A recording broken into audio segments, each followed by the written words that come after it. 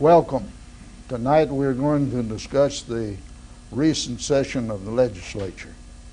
To do that, we have both representatives here to talk about it, Senator Richie Sanders and Representative Steve Nunn.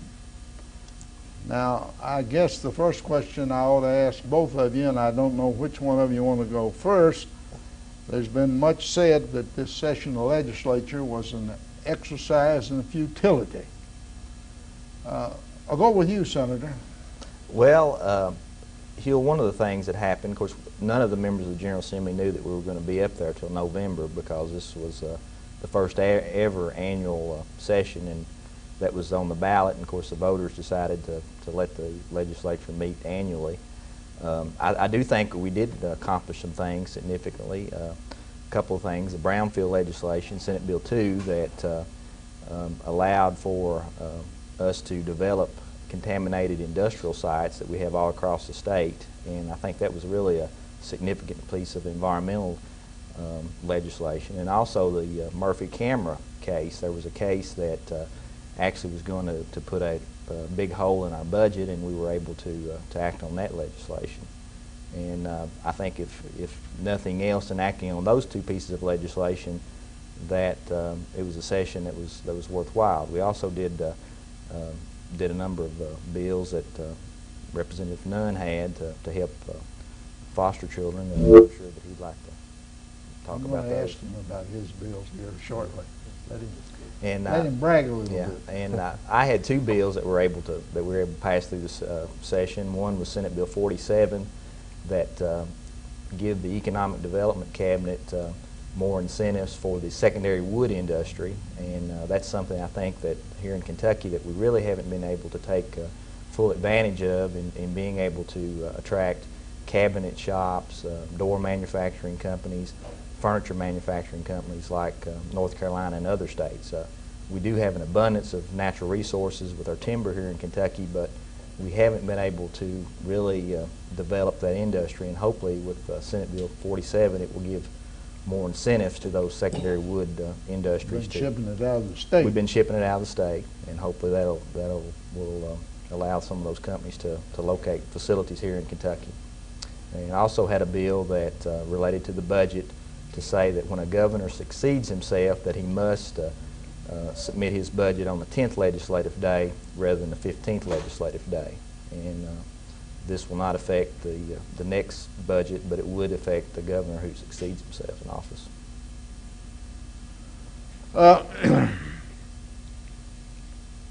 There seemed to have been an awful lot of lack of cooperation between the two parties.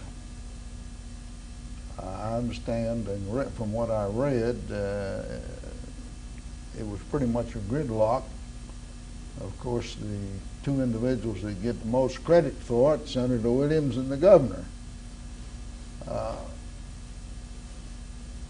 Since you were in the Senate, which got the credit for causing most of the gridlock, Senator, what was the problem?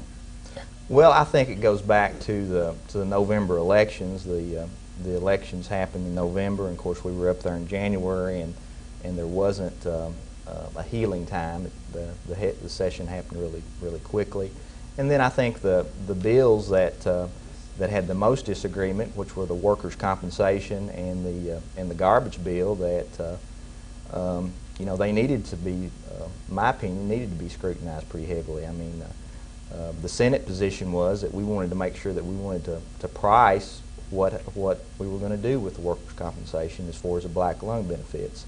There was a concern that prior to '96 that our workers' comp rates were some of the highest of all the surrounding states, and it was a disincentive for businesses to locate in Kentucky.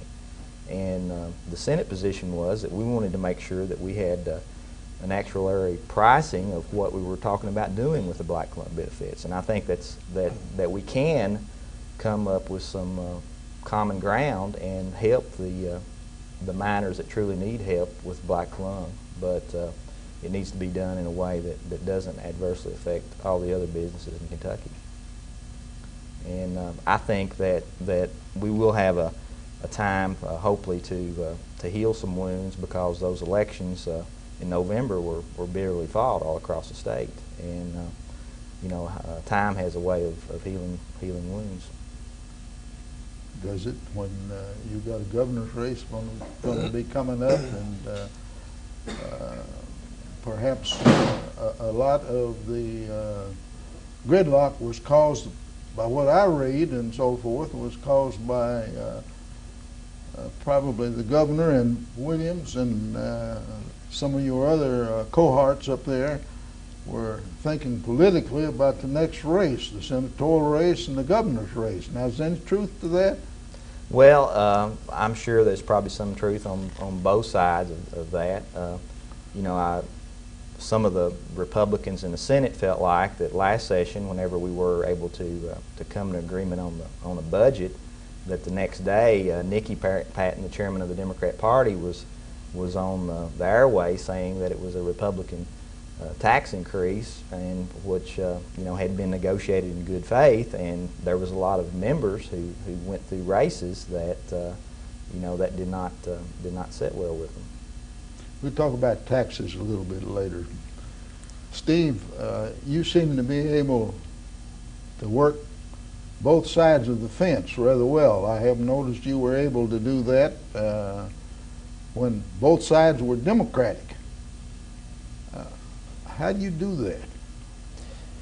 I'm not sure, Uhel, that I know how I do it as much as why I do it. And coming from a political family, growing up in politics, I've seen how Republicans and Democrats tend to want to not cooperate. And coming from a district that's just 26.7% Republican, it takes a lot of Democrats to elect me. And through my years of watching my dad as a political person in this state, I've reasoned with myself that it's not the R for Republican, the D for Democrat that make us good leaders or good political leaders.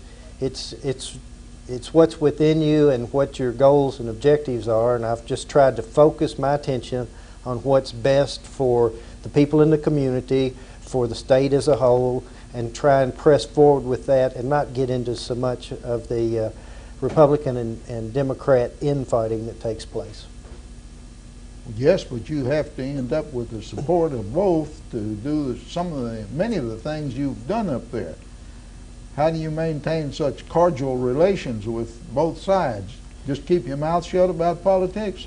No, I don't think you can do that in Frankfurt. I doubt it.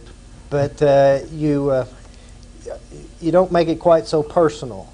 We disagree on issues. Republicans have issues generally, but to tell you the truth, you'll see a lot of elected officials in the legislature, senators and Republican, and you can't tell much difference between the R's and the D's on a lot of issues.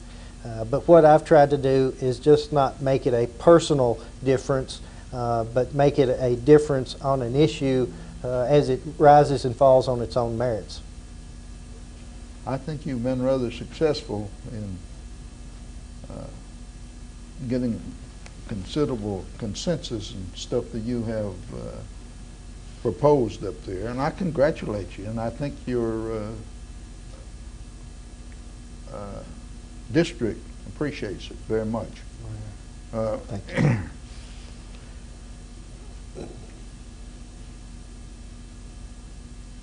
If I understand it correctly,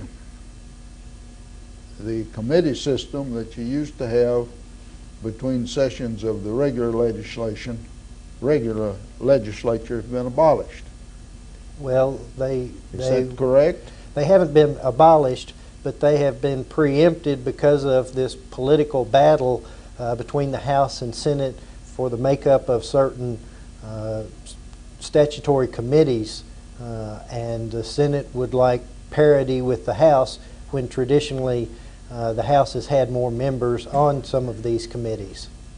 So that difference between the House and the Senate has led to the fact that we didn't have an interim committee meeting schedule, which we had prior to this last session, and in fact led us to not be as far along on pieces of legislation as we should have been. Like the telemarketing bill is a good example, but we didn't come to an agreement on that bill in the 24 days that we had to discuss it. But if we had had an interim session, we could have passed some legislation related to that.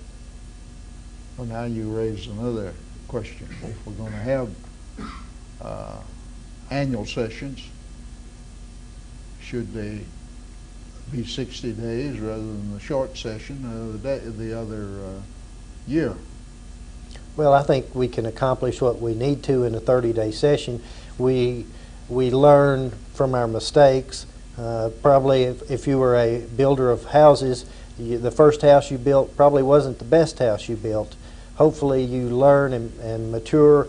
When we have an opportunity to utilize the 5 organizational days better, which we didn't have any committee meetings, we didn't get a lot accomplished in preparation, plus we didn't have the benefit of the interim committee meetings. I think with the interim committee meetings, that will really benefit the short sessions that we have.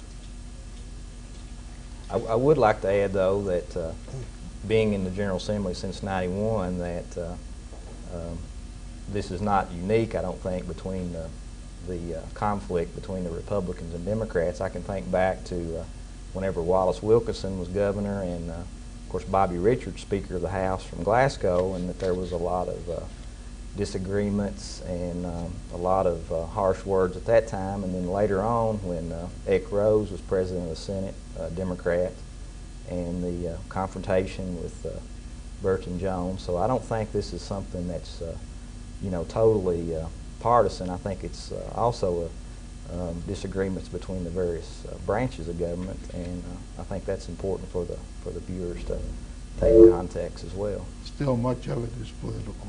I think you'll have to admit that. Well, I don't know if it was any more political than when Bobby Richardson. Well, I'm not saying you were. Yeah. No, I'm not making accusations. In that I just wanted to clarify that. Yeah, I understand that. My next question is, are you going to be able to have the committees appointed and agreed on and work before next January? We were able to pass a resolution that's set up to do an overall look at Kentucky's income tax program and do a total tax reform, hopefully, and that committee will meet on April the 26th, will be the first day. And that's already been approved, and it was passed by a resolution. There will be 8 members of the Senate and 8 members of the House. And then I know that Representative Nunn is also going to be working with us because he's chairing the long-term policy research, and hopefully we will be able to move forward on that. That is something that is a very dicey subject, but that committee is going to meet on April the 26th, as well as the full A&R committee. So there will be committees that will meet during the interim. It does take the approval of both the Speaker of the House and the President of the Senate for committees to move forward. But there are some of those that are moving forward. Well, I understand that. That was one of the problems. They couldn't agree on committee members before the short session. Now my question is it likely, and based on what you all know, is it likely they're going to be able to agree on the committees for the next regular session? Well, they are on some of them on meeting, because I know this one is going to meet on April the 26th. Yeah, but that took a resolution of both bodies. But the resolution actually didn't go into effect till July. But so there was an agreement with the Speaker and the President of the Senate that this committee would start meeting earlier, actually. So I think there is some movement to take care of this disagreement. You got any comments, Steve, about this question? Well, I think we will hopefully. I don't know that the resolution of the membership of the committees, the equality, will be resolved. I'm not sure about that. But I do think that the Senate and the House will recognize the need for the committee system to work, which it did not do in the last session. There's no election coming up in November which will interfere with that committee meeting schedule. So I think indications should be that we'll be able to meet during this interim as we prepare for the 2002 session in January. And I think both of you would agree that they are, if not absolutely necessary, they're certainly fruitful to have the committees to meet and work out in advance a lot of disagreements. Continuing education is important for each individual in society, and it's especially important for elected officials to stay on top of issues and keep looking towards resolution. What committee assignments did you have this last? Well, of course, I'm chairman of the Budget Committee in the Senate, and also serve on the Transportation Committee as well as the Banking and Insurance Committee. Steve?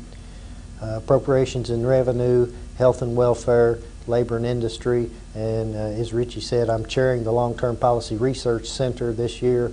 We're studying land use right now, the center is, and its board, and then we're going to study tax policy here in the state through the summer and the fall, and prepare for a conference in November where we hope the legislature will convene and we can really kind of unball the tax structure of this state and what it means not only for state government but for county and city government as well.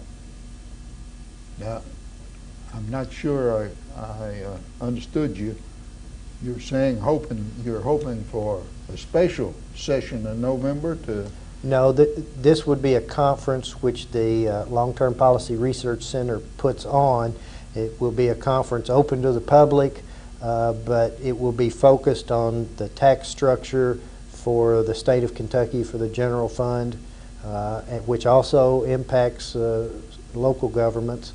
And we're hopeful that, and we've always had good participation with the legislature during these conferences, but this conference will be especially important in educating us because the tax structure of this state is terribly complex, and it requires a great deal of research and participation from the legislature. I don't know that it is an issue that can be addressed in a regular session, but it is an issue that will require a great deal of education. Well, now, you're having some civilian input in this? Absolutely. Outside of the legislature? Absolutely. That's one of the things that the center is doing. We hire outside consultants. We'll probably use some from the university system, but there's also a national firm that studies tax structure. Barrett's, I believe, is their name, out of New York or somewhere, and they have done tax studies for us previously. But the economy is changing. People are buying goods online. They're buying through catalogs more than ever, and it's really taken a toll on our sales tax revenue, and it's affecting the tax structure and our general fund abilities right now. Are you anticipating being successful in coming up with a system that will impose the sales tax on these catalog orders and internet orders and so forth? There is a consortium of 39 states right now that are meeting to develop a strategy nationwide, because the problem, it's not only nationwide, it's a worldwide issue where people buy goods or services from anywhere in the world. But states alone cannot solve this problem. It's going to have to be addressed through some sort of national agreement, and there is progress being made, however slowly. Quite a problem, isn't it? Quite a problem. I understand that the people of Comcast that haven't been able to see this program until tonight can. I want to welcome all new viewers. If any of you have any ideas about what would be a good program, you know where I am, and I'll be glad to listen to you and try to accommodate you. Now, Steve, House Bill 62 that you got passed, just explain what that was. Well, House Bill 62 is an attempt to create a tuition assistance program for foster kids in this state. It's trying to serve two purposes. The first is to help these kids in our state that belong to each one of us, because their parents, for whatever reason, is not where they live. They live in foster homes, and we're trying to raise their education. And the more we can do to help them, the better off they'll be individually, and the better off they'll be for our society. So helping the kids is the first effort. The second has to do with we need more foster parents. Right now we've got 5,677 children in the state's custody, and we've got about 3,000 foster parents. So that means we've got a lot of kids that are in institutions. That's not desirable as a society. We should have loving homes and loving families for every child. They deserve that. And this bill will help encourage more foster parents, because if they take one of our children, we'll say we'll educate them. We'll send them to college for you if you'll take one of our kids. So and then it benefits the kids. But the kids have to meet all the eligibility standards of the institution, community college, or vocational school. It pays for their tuition and the fees, but they have to pay their own room and board. And it only applies, I've had a lot of questions about this, it only applies to kids that were a foster kid or adoptive kid in the state system. If it was a private adoption, it would not apply. I don't guess you have any idea what the average length of time is for somebody being in a foster home. I know that depends on the age they are when they go and so forth, but do you have any ideas about the length? Uhel, I'm not sure exactly how many years, but I know the unfortunate side of it is that foster kids move from foster home to institution to another foster home. They can move 5, 6, 7 different times in their early childhood years before they finally find a place to call a home. I realize, Senator, that that bill was passed by both houses. Was there any opposition to it in the Senate? There was no opposition to the bill in the Senate. It did become before the Appropriations and Revenue Committee, of which I'm a chairman, and of course Representative Nunn come over and talked to me about the bill, and we were able to pass it out of the committee without any opposition, and onto the full floor. Actually, I think we put it on the consent calendar in the Senate. No, I believe Alice Lynn Kerr gave the testimony on the Senate floor.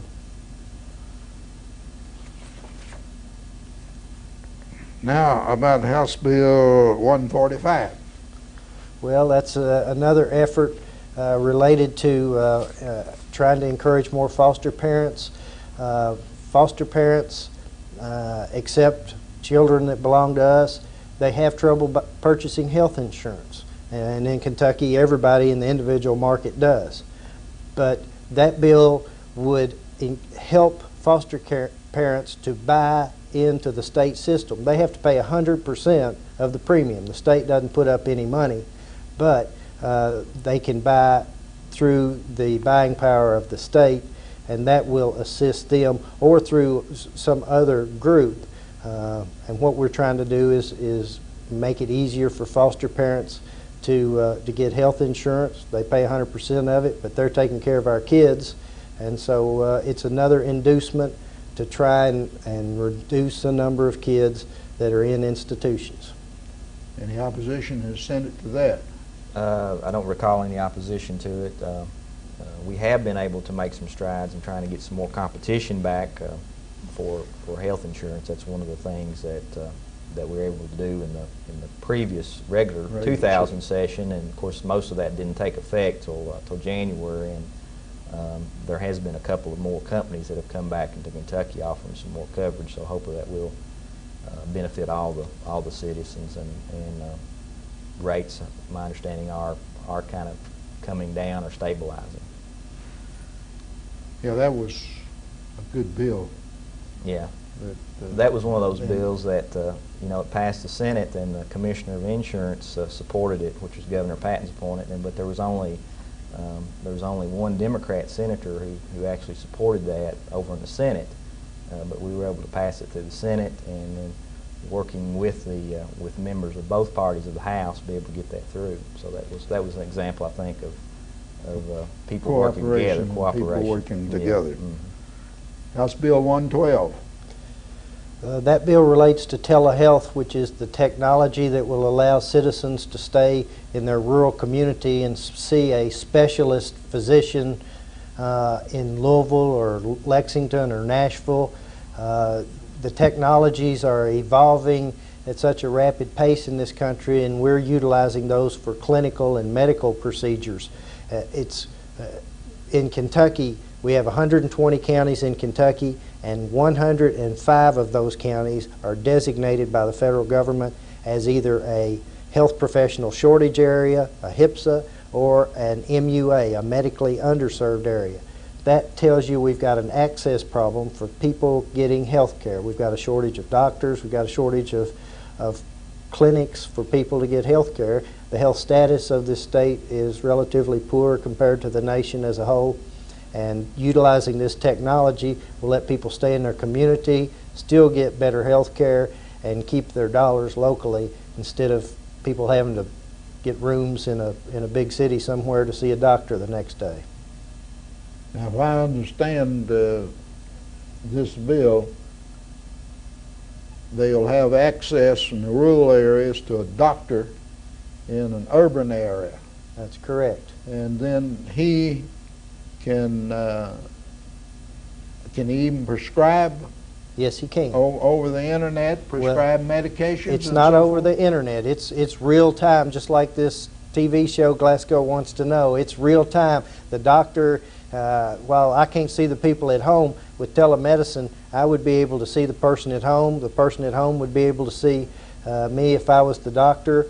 There would be people there with a stethoscope, a nurse, a clinician who would do be the doctor's hands, and that doctor would examine the patient, do a consultation, prescribe if necessary, and that patient then would go to a pharmacy there in their own town and get their prescription filled. Well, but prescribe over the internet. How are they going to know what the prescription is if it doesn't come from the doctor that is being seen over the internet? Doctors that are in the urban hospital, let's use Louisville as an example, would be credentialed with the hospital or clinic where the patient is. Okay. So it is all done in real time, right in front of each other. Now I understand. House Bill 306. 306. Energy costs this winter were alarming for every citizen who paid an electric bill, a gas bill in particular, went through the roof. And the effort here was to allow utility companies to develop programs for energy assistance for people on fixed income, for elderly people, to help them try and offset their heating bills when they couldn't pay for them without them having to, without the utility company having to shut off their heat source. So it's more costly to go out and turn people's heat off and on than it is to offset their cost in some way. We do this with weatherization programs. Utility companies have permission through the Public Service Commission to create weatherization programs. This gives them the ability to use maybe some of the weatherization money for assistance in their heating bills. So it's just it's a mechanism that gives The utilities, another tool to try and keep people warm in the winter. Well, now this gives you an opportunity to explain something that I had many people that questioned me about during the past winter. They wanted to know why the Public Service Commission wasn't doing anything about it. And they don't realize why they couldn't. You want to explain while we're on the air here that it doesn't work that way? Well, the Public Service Commission reviews and approves rate increases, but the cost of the natural gas is monitored very closely, and they're not, the PSC kept the utilities cost margins at their normal rate, so the utilities weren't making money this winter. Well, but again, the problem was in the producers and selling to the utilities, and that's not controlled. That's right. And that's where the problem was, but the Public Service Commission was getting blamed for something it has no control over. It's like blaming your gas station because the cost of gasoline's gone up for your car. They can only charge what they have to charge. Well, I thought this was an opportunity to explain some of that, because I did have a lot of questions about that, and some very educated people wanted to know why in the world the Public Service Commission wasn't doing something about it, and why the legislature wasn't getting on the Public Service Commission to make them do something about it. Well, we did, but this winter was a great case, and currently what's going on in California about deregulation and what can happen if you do deregulate and what it can cost you. Oh boy.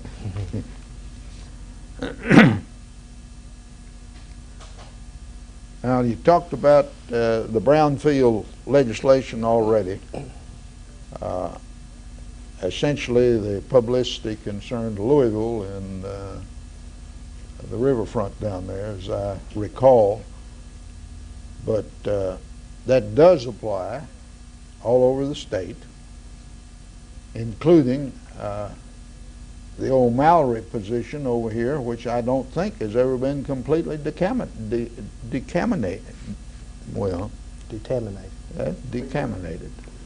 Is that I don't think it has. I don't think it has either. I think it still would be considered a brownfield site. Now, the finances for cleaning it up, that have to be local government or any provision about that? My understanding what would happen would be that the Natural Resources Department would come in and do an evaluation of a particular site, and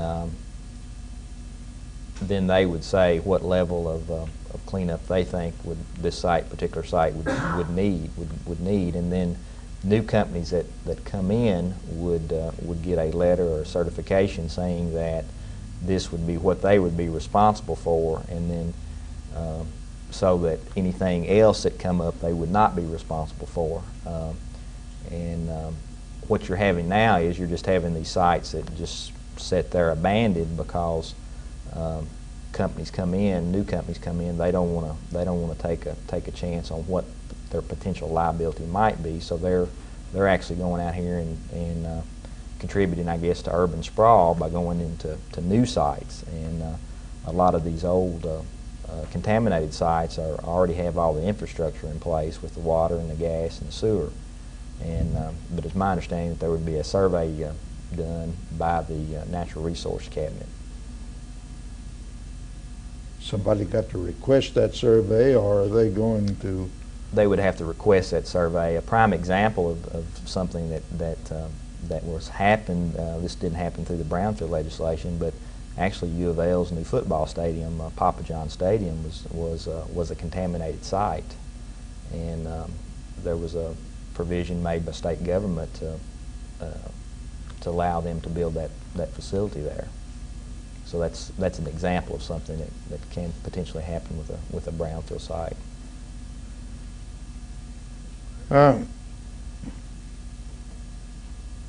the racial profiling bill. It was passed, as I understand it. How is that going to be executed? Either one of you. Senator Neal, that was his legislation. I believe it puts the burden on law enforcement agencies, city and city police officers, police departments, county government or county sheriffs to evaluate the number of stops that they pull motorists over for, and begin calculating how many of them are of what race. Well, is there any penalties and so forth if they don't accomplish it? For instance, if the profiling remains as they claim it is in Louisville, does this bill, other than asking or telling the police department to clean it up and find means of cleaning it up, how do you enforce it? That would be something that I guess we'd gather this information and they would be able to gather that data and probably would be able to take some type of action if there is deemed to be a problem. And of course, I'm sure that there's a lot of attorneys who would potentially take up a case against the departments if there is in fact a problem out there. Well, of course, one of the means of the federal government of enforcing such things is a matter of financing and allotting money from various governmental agencies and cutting them or cutting it off entirely. And I was just wondering if there's anything in this bill that would affect that in any way, and if not, what happens if the various police in the various cities don't do anything about it? Well, I'm sure Sunlight would show a lot of would make changes if there's problems out there.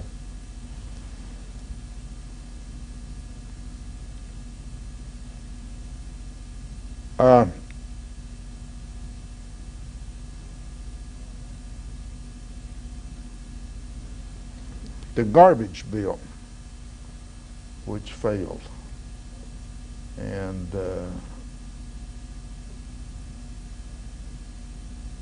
why? Well, I think a couple different reasons. Of course, it did pass the House. The Senate passed or passed out of committee a bill that would have give more incentives to counties to do a better job of collecting their garbage rather than just putting the penalties on them. And actually, we're pretty close, I think, to working out a compromise in the end, but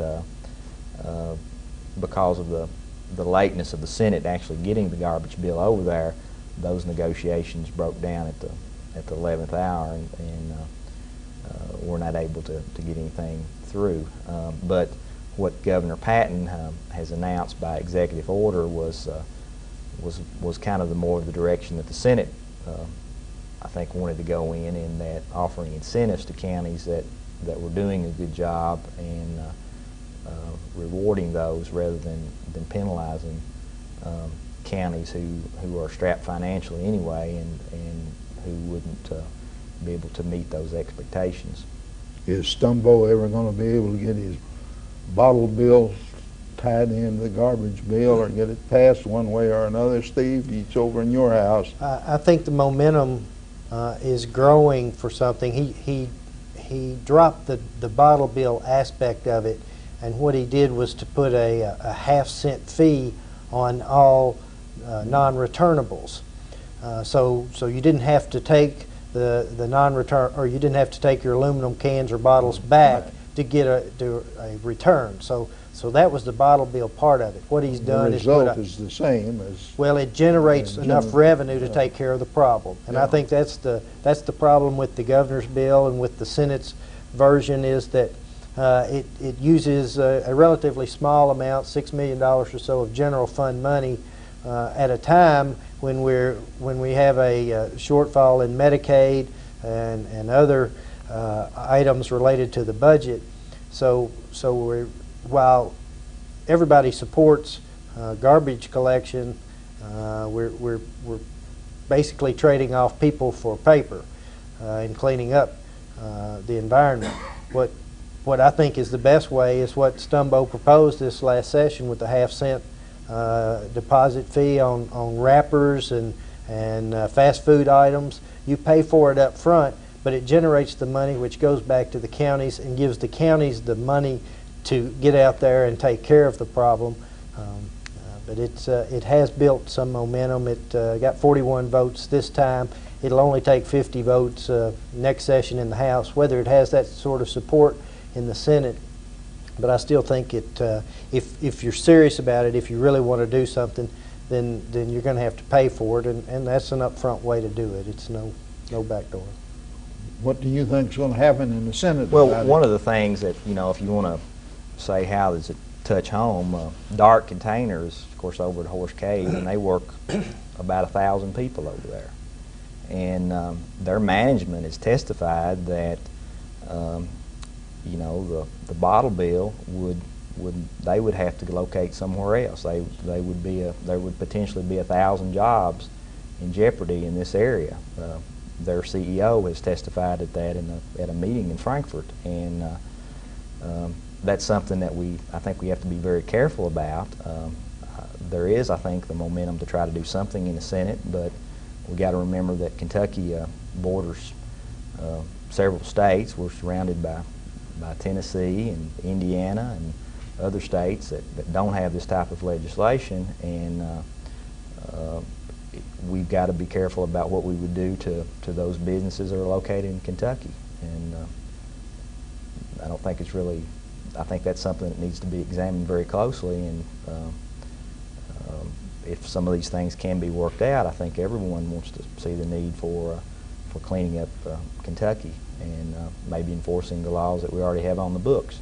One of the things you got to remember is that counties that already have mandatory garbage pickup, which is several counties across the state, all of those counties, the governor said, had illegal dumps already in them.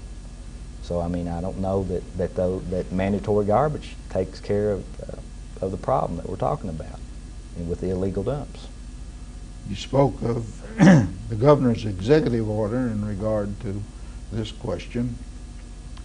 Both houses in the last session, in the short session that just finished, defeated a proposal to permit unionization of state employees. Now, according to what I read, he is intending to, or at least says he's going to issue an executive order permitting that. Now, what I want to know is, what authority does he have to do that? My understanding, the latest that I've got on that was that they're reevaluating whether they would in fact have that authority, that there is two different opinions, and that he has kind of put a hold on that, was the latest word that I'd received. I think the governor will use better judgment than to do that, because he's going to hit himself in the face with that executive order. It's going to come back at him. Well, of course, I realize that under in order for a governor to have executive authority to do anything, there has to be some bill and some basis for his authority. But I was wondering where in the world he got authority insofar as issuing an executive order in regard to, certainly in regard to a proposal that had just been defeated in the legislature. It would be some power granted to him by the Constitution, because I don't think the legislature's given him any new powers lately.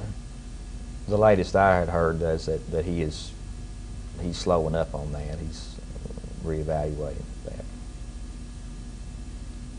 Well, after all, the governor can only execute the laws that are passed by the legislature. That's constitutional. Now, somewhere or other, somebody has got to have, or from some place, his authority to issue executive orders has got to originate from something. You're correct, and that's he's trying that with the garbage proposal too, isn't he? Doing that by executive order as well. Yeah, but he by that when we pass the budget, we do have a contingency highway account, and he's using. They've got that authority to use that money, so he's using portions of that highway contingency fund to give reward counties that have mandatory garbage pickup. So I, yeah, mean, I understand. I could understand where that one was coming from, yeah, because there was legislation about the funds and so forth that he had. That's correct. But I don't understand his proposal to institute state bargaining by employees when the legislature, both houses, voted it down. But again, that's it may be something for the courts to decide if he implements it. Well, I thought there was an attorney general's opinion that he couldn't. Yeah, of course that's an opinion. Yeah, that's just an opinion. Yeah, I understand, but that's just an opinion. Not to force a law. Now,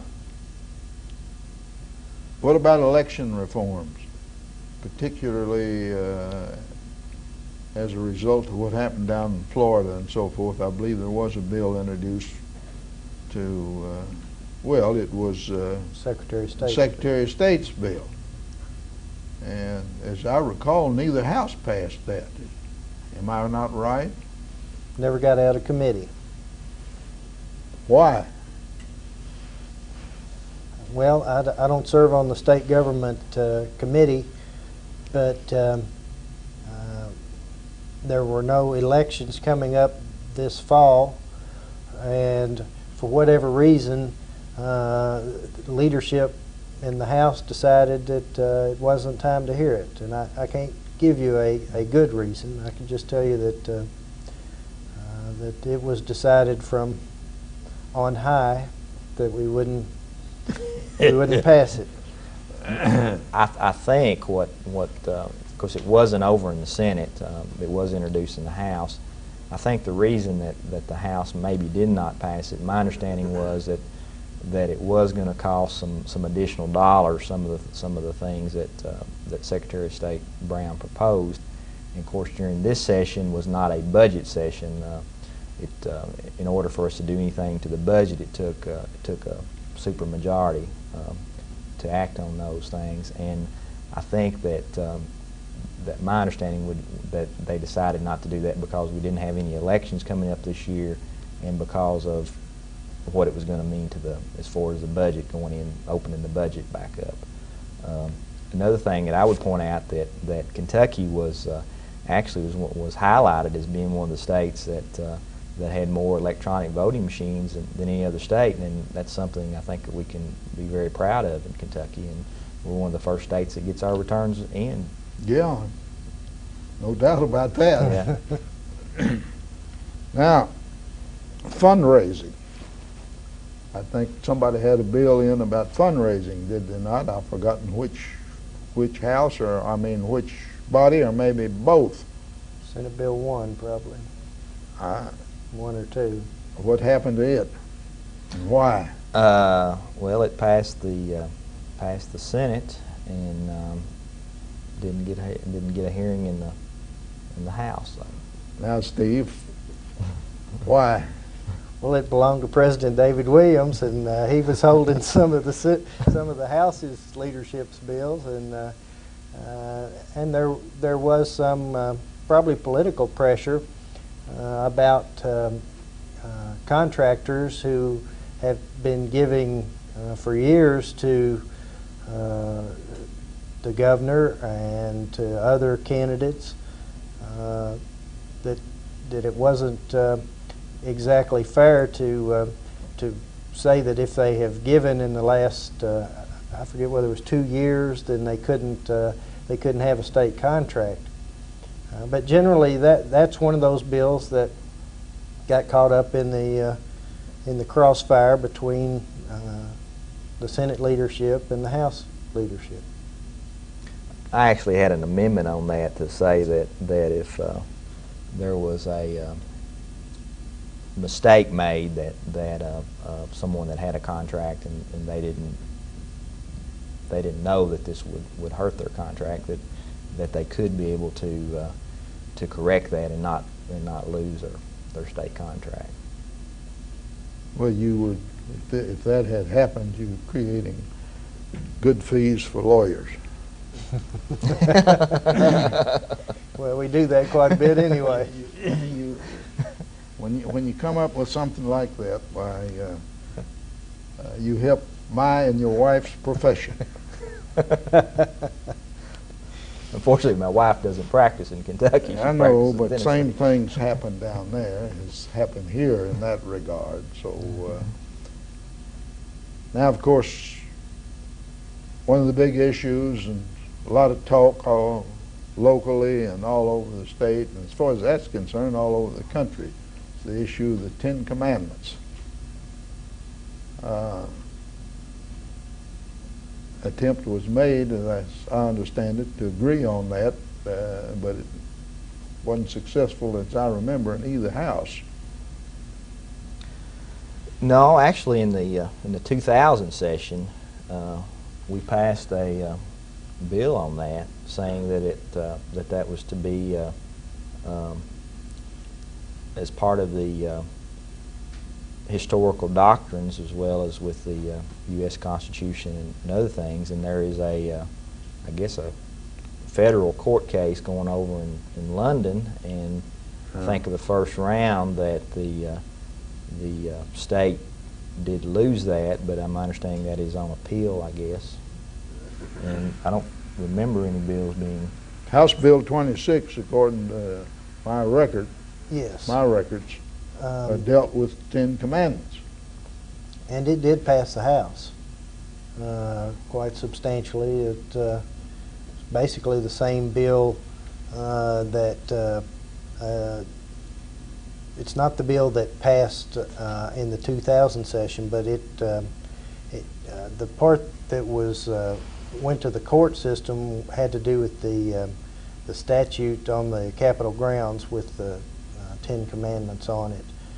This bill that passed the House had to do with it being put in schools and courthouses in the historical context.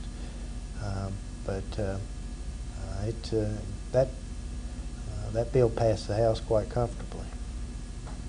It just ran out of time probably in the Senate. Well, I think eventually it will be passed again, and then you got a question of what the Supreme Court's going to do. Well, the language of the legislation was taken from a Supreme Court ruling, I believe, or Court of Appeals ruling on why it was not constitutional and what it would have to do to become constitutional and pass the muster test there. That doesn't keep them from changing their minds. You know better than I. That doesn't keep them from changing their minds.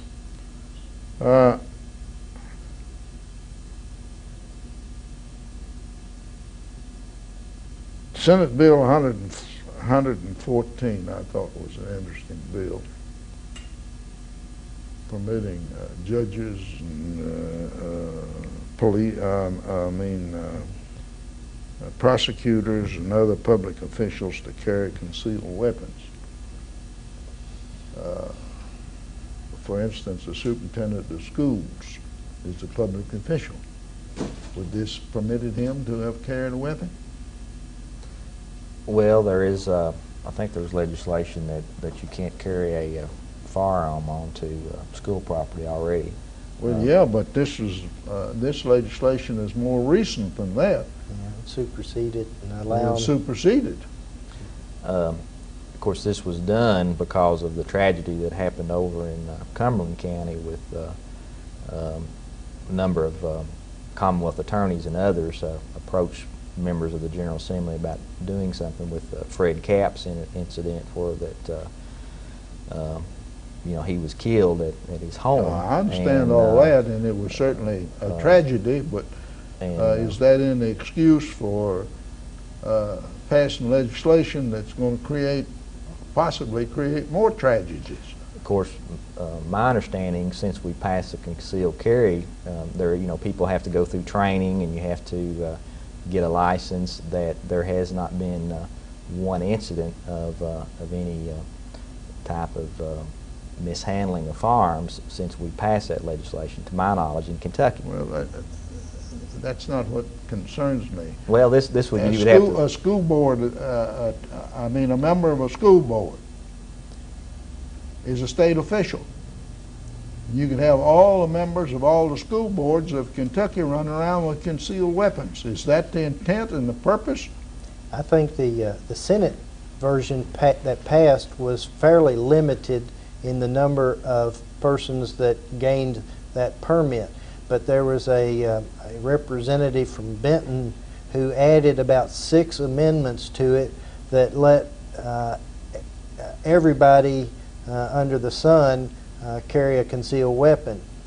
And that's where the bill got hung up. The Senate version was relatively controlled, and then about 6 amendments passed in the House, and it became fairly absurd, and then it got caught up in conference and they decided to wash their hands of it.